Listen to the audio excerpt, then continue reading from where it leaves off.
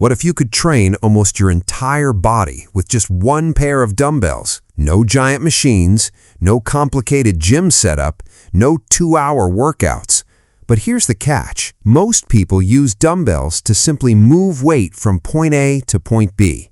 They curl, they press, they squat. Yet their technique often leaks tension away from the muscles they actually want to grow. So today, we're breaking down some of the best dumbbell exercises for full body muscle, starting with the common mistakes, then moving into the small technique changes that can make each rep dramatically more effective. And by the end, you'll see why how you move the dumbbell can matter just as much as how heavy it is. The first mistake is chasing weight instead of quality tension. You've probably seen it. Someone grabs heavy dumbbells, rushes through squats, swings through rows, and turns presses into a full-body struggle. They finish exhausted, but exhaustion doesn't automatically mean muscle growth. Think of your muscles like a team of workers.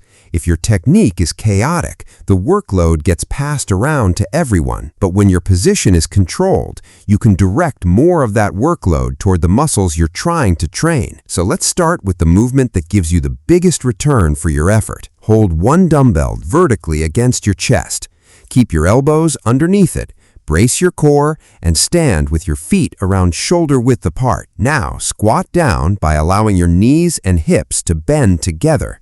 Keep your chest controlled, not artificially upright and not collapsing forward. Your knees should generally track in the same direction as your toes. Then drive through the floor and stand tall. Wrong. Knees collapse inward, heels lift, and the torso folds forward. Right. Feet stay planted. Knees track naturally, and your core keeps your torso stable. Here's the light bulb moment. The dumbbell isn't just something you're holding. It acts like a counterweight in front of your body, which can help you maintain a strong squat position while your quads and glutes do the work. And when the weight becomes easy, don't immediately add more. First, try slowing the lowering phase.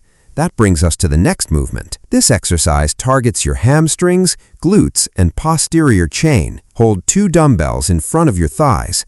Keep your back neutral and your knees slightly bent. Now, imagine someone is standing behind you and you need to push your hips toward them. That's the movement. Lower the dumbbells close to your legs while your hips travel backward.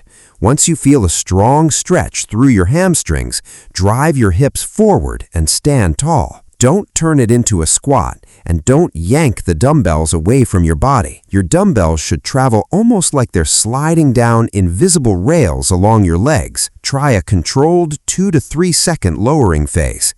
The goal isn't to make the exercise look slow. The goal is to stay in control while your muscles remain loaded. Now let's build the upper back. Place one hand on a stable surface and position your body so your spine stays neutral. Hold the dumbbell with your opposite hand. Before pulling, let your shoulders settle into a controlled position.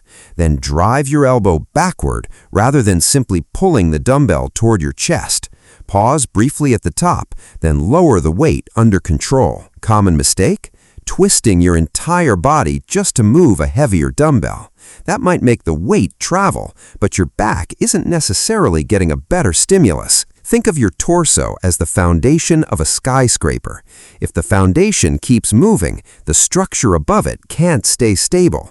Lock the torso down, then let the arm do the work. For your chest, lie on a bench with a dumbbell in each hand. Keep your feet planted.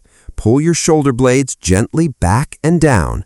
Lower the dumbbells with control, keeping your elbows at a comfortable angle rather than aggressively flaring them straight out. Bring the dumbbells down toward the sides of your chest, then press upward while keeping your wrists stacked over your forearms.